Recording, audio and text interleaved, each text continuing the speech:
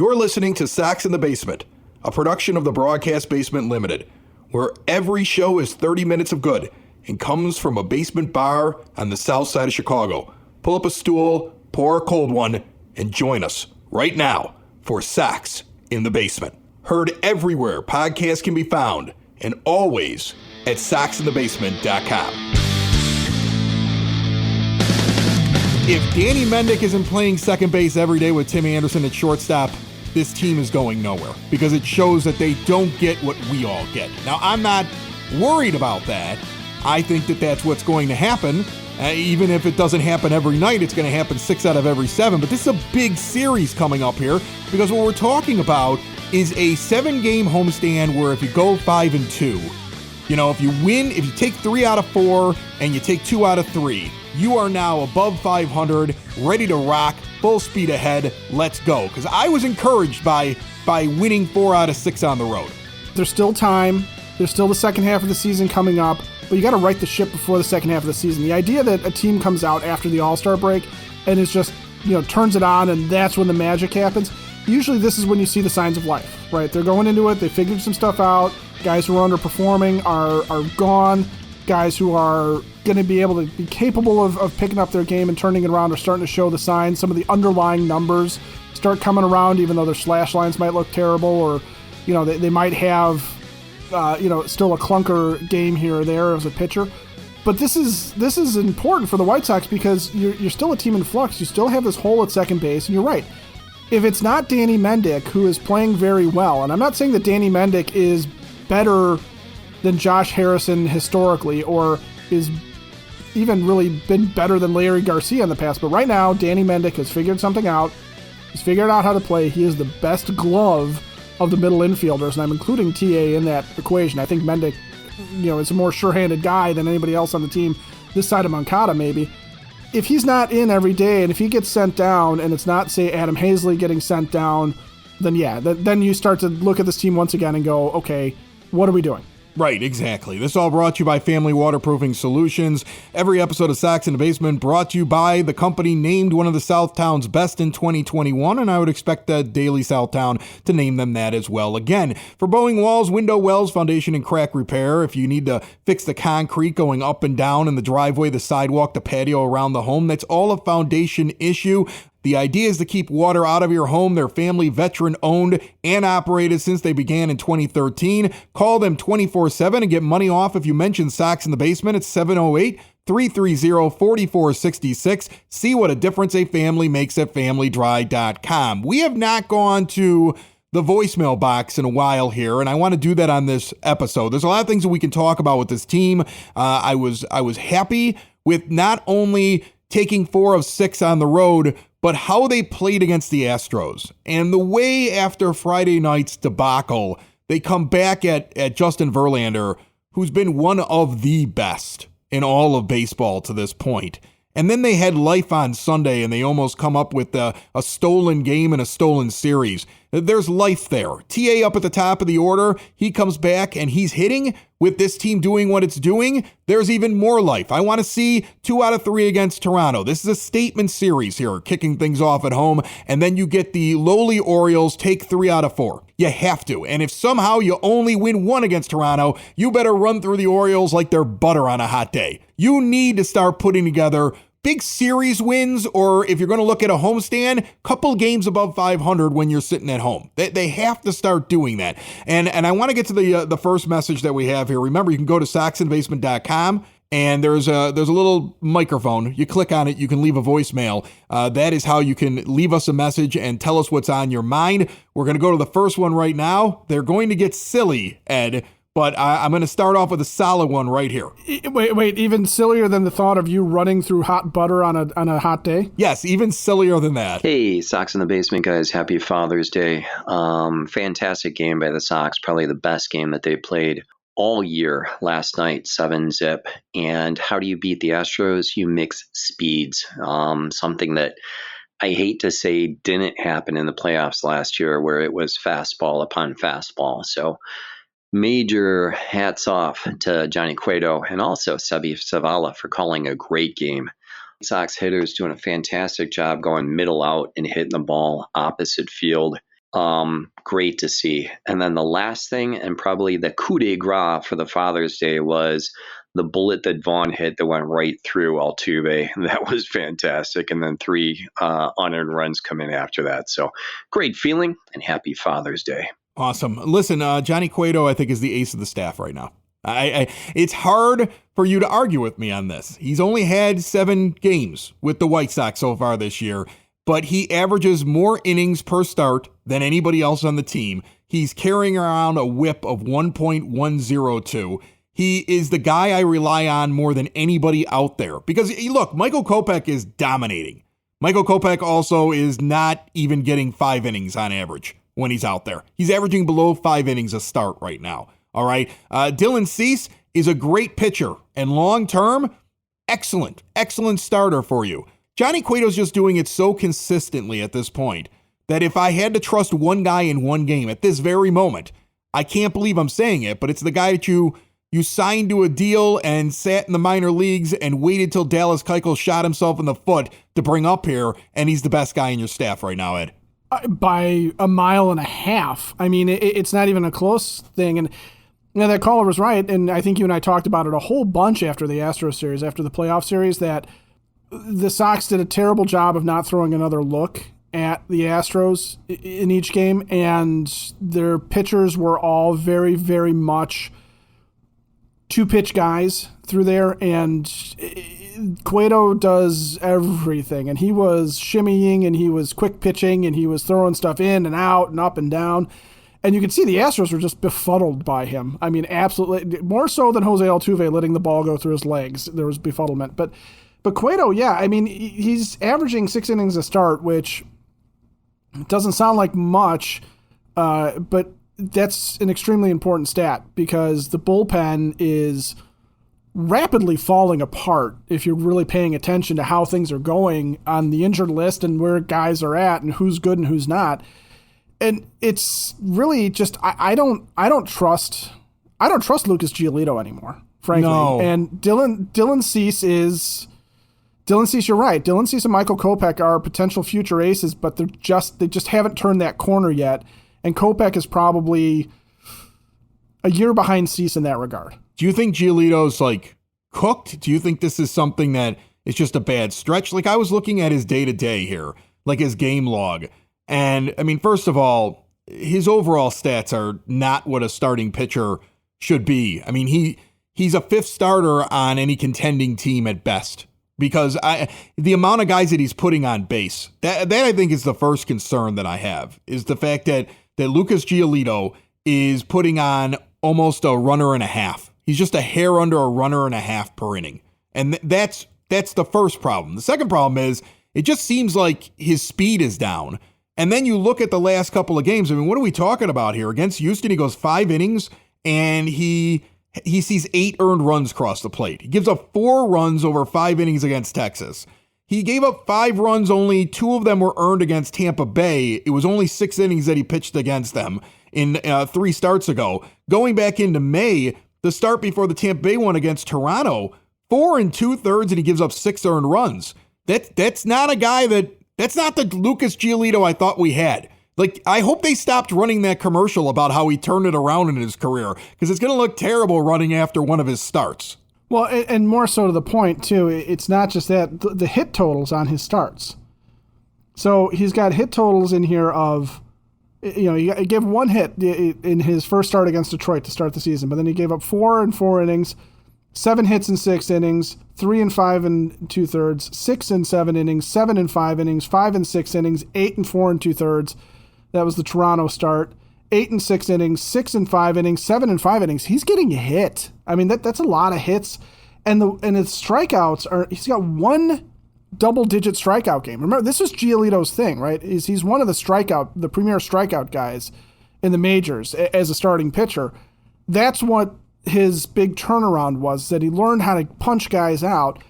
He's got 1 start where he struck out 10 players, and that was against the Cubs. So that's, it's not exactly a full major league lineup, although they also tagged him for 3 runs, including 2 homers that day. But more to the point, he's got starts where, and lately he's got a couple. Tampa Bay, he only struck out 3 guys in 6 innings. He only struck out 3 Astros. He's at 5 following up the Cubs game against Cleveland in 7 innings. 5 strikeouts in 7 innings is very, very un-Giolito-like from the time that he turned it around. Yeah, and you read off those hit totals. I mean, I'll give you some 6 hits in 5 innings, 8 hits in 6 innings, 4 hits in 5 innings. I'm not repeating your stats. I'm going over the last 4 or 5 starts of Dallas Keuchel. They sound the same. Yeah, they do sound very, very similar, don't they? One of the great new supporters of Sox in the Basement, Hyatt Home Medical Equipment, wants to help people stay independent and in their home. Let's say you or a loved one, a fall risk, have a hard time getting in and out of the bathtub. They can retrofit the tub. They can put hand railings around the bathroom. Now you're not worried about a fall. If I were the White Sox, I would have stuff like this all over Eloy Jimenez's home. There's a couple guys that probably need some gear from Hyatt Home Medical Equipment on this team. Let's say you have a loved one that's on oxygen and you want to get more than 1 tank. Insurance covers that. Now you're not lugging a tank up and down stairs and getting refills all the time. Now you're not worried because there's plenty of oxygen on hand. And if you're one of those out there using a CPAP machine, you should see the new technology out there. They have testing rooms on site, a big, beautiful showroom, and they're located right on the south side. From ramps that go into your home to simple diabetes care, get it all at Hyatt Home Medical Equipment. Stop into the showroom today and mention Sox in the Basement and you get a discount. Visit them at 3518 West 95th Street or check them out online right now at hhme.com. Now back to Giolito real quick, as we're sitting here on a Monday afternoon before the Monday night game, waiting to see who's going to be moved because Tim Anderson has to be added to the roster. We're only a couple hours away, and Hans in front of the media saying they don't know what they're doing yet. Josh Harrison suddenly hitting over a very small sample size, so he's going to be playing some second base. Danny Mendick's going to be playing a great deal of second base, and Larry Garcia is good everywhere. Oh no, what are they going to do?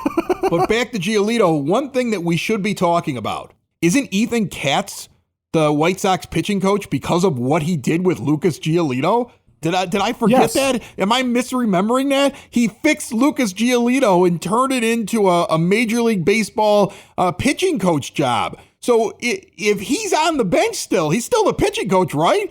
Get to work, Ethan. Like, this is your whole career right here. All right. If he becomes bad again and you can't figure out what's going on with him when you intimately know him probably better than any other pitcher on your staff, then that's an indictment on him as well, I would think. Oh, yeah. If I were Ethan Katz, I'd be up late at night, just unable to sleep, pacing my house, trying to figure out what I'm going to do to fix Lucas Giolito. Because they are tied to each other, aren't they? Very much so, because you're right, that was the whole thing. It was Ethan Katz, and his approach helped Lucas Giolito find that ability to strike guys out. He helped him find using the high fastball, turning it off of the changeup, ditching his curveball, using the slider as a little bit more of a put out, an out pitch. And what you've got going on, though, is right now his whip is 1.49. Last time he posted one that high was 2018. His batting average against is 277, and that is higher than the 250 he posted in 2018 when Giolito had the 6.13 ERA, when he was the worst starter in the majors based on the traditional stats. And he's also got Lucas right now sitting on 25 walks, which is almost as many as he gave up in all of 2020 in the truncated season in those 12 starts. But it's also just under half of what he gave up last year for all of 31 starts, or what he gave up in 2019 and 29 starts. So something is obviously off with Giolito, and maybe it is a velocity issue. Maybe he's missing his spots. Maybe he's got a mechanical issue. But you're right. It's Ethan Katz has got to figure out if the pitches aren't as good as they have been, if the stuff is missing, or if something's wrong there, then he's got to find a way to get him to get outs again.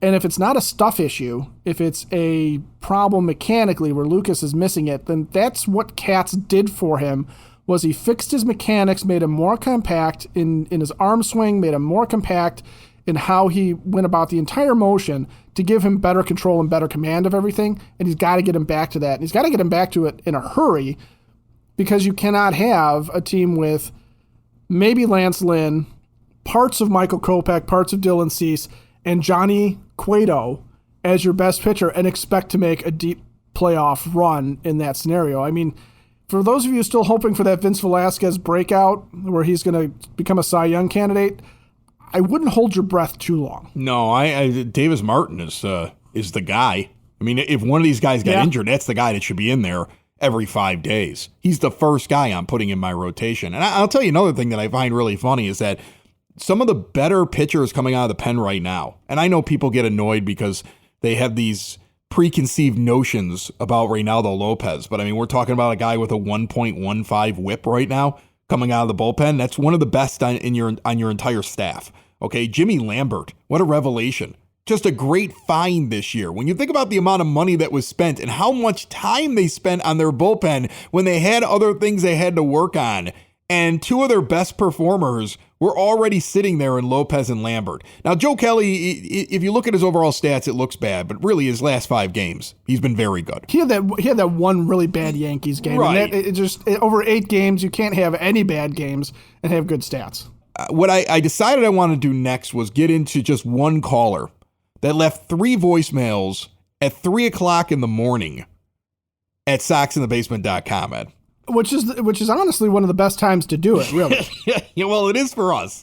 So this first one is in reaction to, I want to say it was an article at Sox on 35th about the possibility of acquiring Jazz Chisholm. Yeah, there was an article about potential trades. Right. I don't think that we're going to be able to get him. I don't think we have. No, not even. I think that's the Marlins have no interest in trading him. Pie in the sky thing to go out and get him. But I think it inspired one of these 3 calls at 3 a.m. from the same phone number that looks to be out of someplace in Kentucky. Hey, White Sox and Baseless Roy again.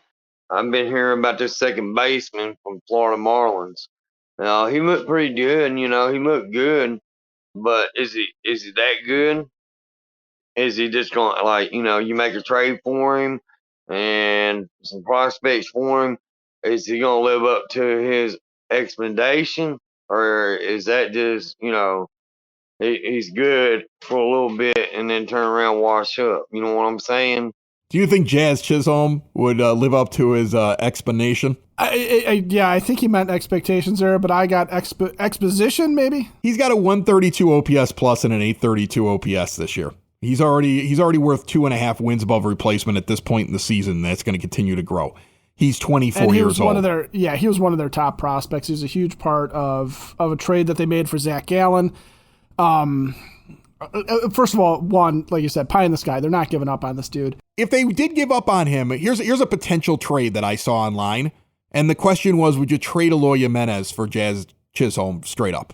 And I picked yes. Yeah. See, because what you have here, you got a second baseman that had 18 home runs last year in his first full season. He's got 13 so far. He's going to end up with 30 home runs this year, playing second base. Young, exciting player that, fixes your second base problem. Because the White Sox have way too many guys who, hopefully hit well, don't play defense very well, and our corner outfielders, designated hitters, are first basemen, right? I mean, they've got an overabundance of those guys, right? And Jimenez, with all the injuries, yeah, I'd take that deal in a heartbeat. If you don't think that you would take that deal, you're never getting Jazz, right? And even if you're like, yeah, fine, let's trade Eloy, I don't think the Marlins want him. I think they know that Jazz is a very valuable player. So, yeah, I mean, it was like a pie-in-the-sky thing, but I don't think so, Ed. To answer the guy's question, is Jazz Chisholm the kind of guy that's not going to live up to expectations? No, I think he is a guy that's going to live up to expectations, and that's the problem for the White Sox, is that they got to find someone who can live up to expectations for a couple of years, who is either not a veteran that maybe has one more good season in the tank like Harrison didn't this year, or is a guy that, like you said, is a bat first, can't field, can't handle the position, doesn't have anything dynamic beyond power. So Chisholm, I would like a Jazz Chisholm-like player, if we could do that. Is there such a thing out there? Yeah, if we could find Diet Jazz Chisholm, I think that would be okay. Isn't Danny Mendick Diet Jazz Chisholm right now? Like, if he kept this up. If he keeps it up, yeah. I was at Hailstorm Brewing in Tinley Park twice between this show and the show before it. That was not my original plan. Thursday night, went out there, did an interview for Southside Pod, another podcast here on the Broadcast Basement On Demand Radio Network. Checked out the new menu, lots of fun. Then I hear about their 8th anniversary party going on Saturday, and I happen to be out in the Tinley area for something else, and I look at my wife and I go, let's go get lunch and a couple of beers at Hailstorm. They're having a party. And it was a heck of a party. 8060 186th Street, right off of 80th Avenue in Tinley Park. Hailstorm Brewing Company with brand new, highly acclaimed brewer Will Turner. He's been all over the place, and now he brings his decades of experience to Hailstorm Brewing. And they've got some really good ones that he's putting out right now, plus a lot of the old favorites. Check out their huge tap room, outdoor patio, fire pit for chilly evenings, live music on the weekends, trivia nights, and all kinds of fun events. Check out their seasonal beers out right now, like the Primo Mexican Lager and the Big Beautiful Wheat. And I had a couple Morleys. Those things were selling like hotcakes. It's an American brown ale that is a hoppier take on an English brown ale. It celebrates Mokina, Orland, and Tinley. If you live out in that area, or if you just like going to good breweries and traveling around, get out to Hailstorm Brewing Company. Once again, 8060 186th Street, right off of 80th Avenue. Follow them on Facebook at Hailstorm Brewing Co. And check out all they have to offer at hailstormbrewing.com. Hey, White Sox and baseball again. You know what I was thinking about getting? He's in China right now, tearing it off the wall. And he's playing over in Cuba, too. You know who I'm talking about? Lucas Giolito. Man, he's so big, dude. I'm gonna tell y'all right now, in White Sox basement. Lucas Giolito is so big right now. He's hitting home runs, stealing bases. I bet Tony Release will know who he is. He might. I don't know. But Lucas Giolito, he's playing over across the league, and I'm gonna tell you right now, he's tearing off the wall. Okay, so first of all, I don't know if that's Yasiel Puig and Kevin Youkilis's love child. Youkilis Puig. I would hope so, because I think about Yasiel Puig, his power and his bat with the Greek god of walks, plate discipline. I mean, that's a Hall of Fame player there. That's a hell of a hybrid. First of all, he's not playing in China. He's playing in Korea, very different places, especially because the Korean Baseball League is South Korea.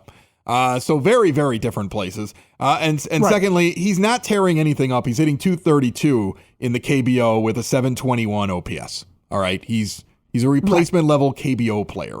So, and the White Sox players clearly don't like him. I think that's pretty obvious. He was out there in the wind. You got a team full of Cubans, and they're like, not that Cuban. So I just don't think that Yasiel anybody but him. He's ever an option, and you gotta move on from that. All right. I don't know if we need to say anything else about it. I know people are trying to fix the team. Look, Ed, maybe I'm crazy.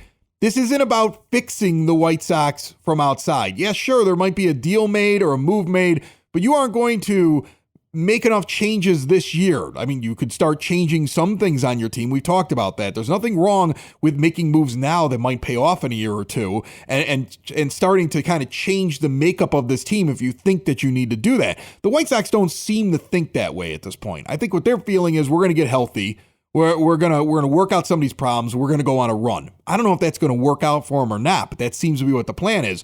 But I don't think that you're just gonna have this magic bullet that's gonna go out there and change this team into a team that's 10 games over 500 August 1st. I don't think that's happening.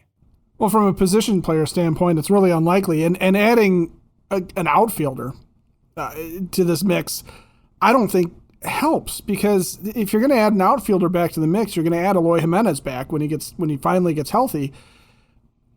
The other part of the problem is that if you're looking for a magic bullet, for example, it's probably going to come in the form of some sort of a relief pitcher and maybe another starter, right? That would be the thing that if you're going to grab an outside player to come in and fix, quote unquote, the team, that would be it, right? That it would be a starter who comes in and has a hot second half, 10 starts, wins them all, or someone who's going to come in and help stabilize the back end of the bullpen as everybody gets healthy, and you don't have to rely, especially if it's a lefty, so you don't have to rely on Bummer and Tanner Banks for the rest of the year.